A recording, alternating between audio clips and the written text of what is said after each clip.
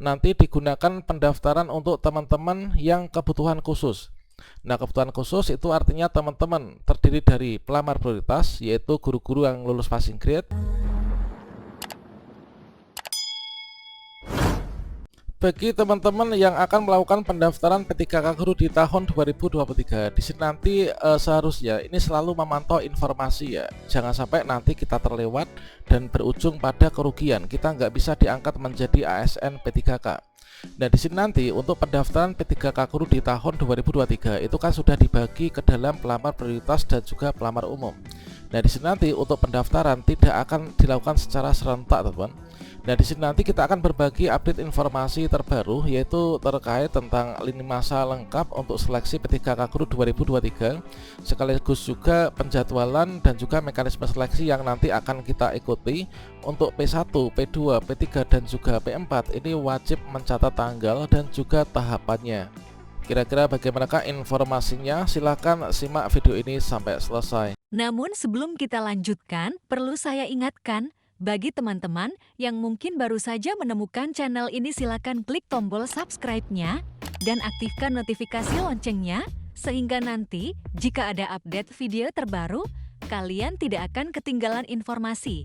Baiklah sobat-sobatnya, berdasarkan informasi terbaru yaitu terkait tentang mekanisme seleksi ASN P3K Guru tahun 2023 yang dikeluarkan di Jakarta tanggal 18 September tahun 2023. Yang mana di sini ditetapkan peraturan bahwasannya untuk persyaratan pendaftar P3K Guru 2023 ini terdiri dari P1 yaitu guru yang lulus passing grade dan usia kurang dari 60. Kemudian P2 ini THK2 baik itu terdaftar di Dapodik maupun juga nggak terdaftar di Dapodik, ini bisa melakukan pendaftaran P3K Guru dan nanti tetap akan menjadi prioritas ya. Setelah penempatan P1 ini langsung diberikan kepada P2. Kemudian untuk P3 ini adalah guru yang bukan PNS, artinya di sini guru sekolah negeri masa kerja ini harus lebih dari 3 tahun. Kemudian induk di negeri dan juga jenis PTK-nya ini harus sebagai guru ya. Entah itu guru mapel maupun juga guru kelas, tentunya disesuaikan dengan ijazahnya masing-masing. Kemudian yang keempat inilah P4 atau pelamar umum ya, yaitu dari PPG Prajabatan yang belum menjadi guru. Kemudian P4 ini dari teman-teman guru sekolah negeri masa kerja kurang dari 3 tahun dan juga teman-teman guru honorer sekolah swasta. Dan selanjutnya di sini nanti untuk aturan terkait tentang pemilihan formasi, apakah kita nanti akan bisa melanjutkan pendaftaran atau enggak, ini tergantung dari instansi kita. Apakah formasinya ini kurang dari jumlah P1 ataukah instansi kita ini membuka lebih dari jumlah P1 yang ada di sana. Nanti akan berbeda lagi kasusnya ya. Jadi di sini nanti teman-teman untuk kalau misalkan kasus yang pertama yaitu jumlah P1 itu lebih besar daripada jumlah formasi yang dibuka di instansi, maka untuk P2, P3 dan juga P4 nanti kita tidak bisa mendaftar. Kita nggak bisa resume ya karena formasi habis.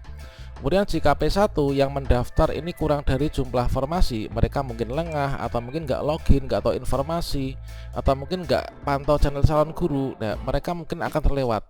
Sehingga itu nanti akan menjadi sisa formasi yang akan diberikan untuk P2, P3 dan juga P4 ya. Nah selanjutnya di sini nanti untuk formasi P1 ini sudah dipisahkan ya dan juga mengikuti poin sebelumnya. Kemudian lini masa pendaftaran ini nanti akan dibagi menjadi 2 sesi. Ini yang perlu kita cermati dan dicatat teman-teman. Untuk lini masa pendaftaran nanti dibagi menjadi 2 sesi. Yang pertama itu adalah P2 dan P3. Itu diberikan kesempatan terlebih dahulu untuk melamar. Jika masih ada formasi, maka teman-teman P4 ini bisa melakukan pendaftaran. Jika P2 dan P3 yang mendaftar kurang dari jumlah formasi, maka sisa formasi menjadi tambahan formasi ya.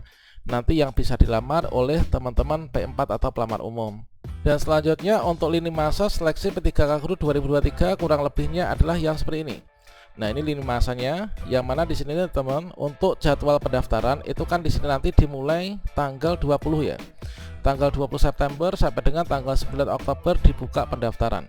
Nah, pada tahap pendaftaran seleksi di sini nanti, nah di sini kita cek untuk lini masa di bagian pendaftaran nanti terbagi tanggal 20 September sampai dengan tanggal 4 Oktober sebanyak yaitu lamanya 15 hari.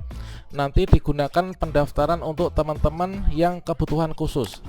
Nah, kebutuhan khusus itu artinya teman-teman terdiri dari pelamar prioritas yaitu guru-guru yang lulus passing grade, kemudian THK 2, dan juga guru sekolah negeri masa kerja lebih dari atau sama dengan 3 tahun. Ini diberikan waktu 15 hari ya, ini tenggat waktunya, jadwalnya. Kemudian di tanggal 5 sampai dengan 9 Oktober 2023 sebanyak 5 hari dilakukan pendaftaran untuk teman-teman yang kebutuhan umum, terdiri dari lulusan PPG, guru sekolah negeri masa kerja kurang dari 3 tahun, dan juga teman-teman dari guru swasta.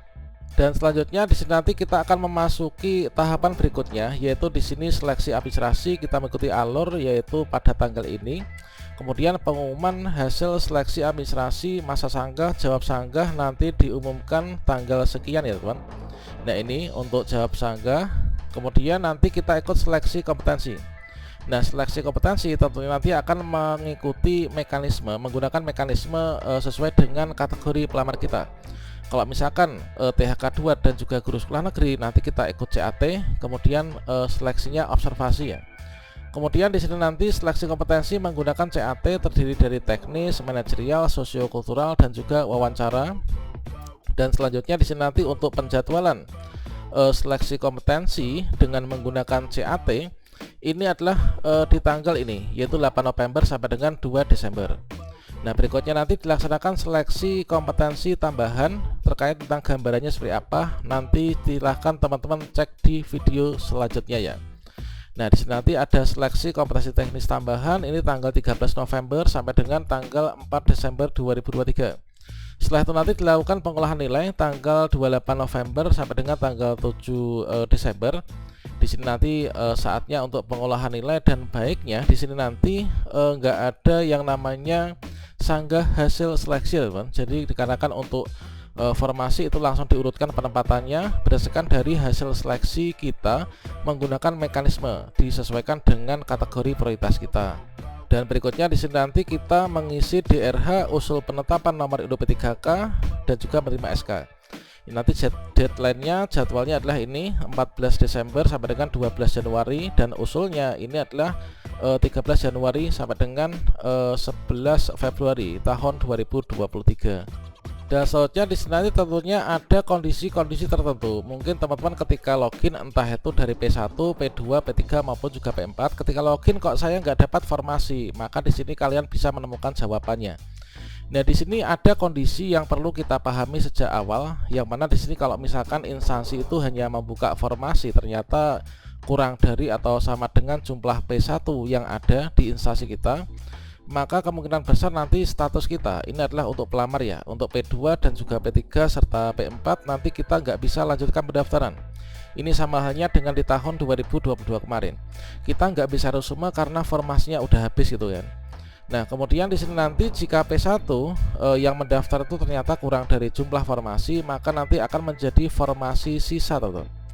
Kemudian formasi P1 sudah dipisahkan dan mengikuti poin sebelumnya. Lini masa pendaftaran dibagi jadi dua ini ya, yaitu dibagi jadi dua untuk tanggal 20 September sampai dengan 4 Oktober, yaitu 15 hari untuk pendaftaran prioritas THK 2 dan juga honor sekolah negeri masa kerja lebih dari 3 tahun. Kemudian di sini nanti jika P2 dan juga P3 ini yang mendaftar kurang dari jumlah formasi, maka sisa formasi ini yang akan menjadi tambahan formasi yang akan dilamar oleh teman-teman pelamar umum. Kemudian juga di sini dipaparkan terdapat 49 instansi yang membuka formasi ini hanya untuk pelamar prioritas saja atau yang sudah lulus passing grade. Jadi teman-teman yang masuk dalam kategori 49 instansi yang nama-namanya terdiri di sini, maka teman-teman nanti P2, P3, P4 nggak bisa melakukan pendaftaran, dikarenakan ini nanti khusus untuk teman-teman yang sudah lulus passing grade. Nah teman-teman yang sudah lulus passing grade maupun juga yang belum, seluruh kategori pelamar ini silahkan dipantau jadwalnya ya, nanti kita melakukan pendaftaran itu kapan. Demikian, salam sukses untuk kita semua. Semoga nanti kita lulus semua ya di tahun ini.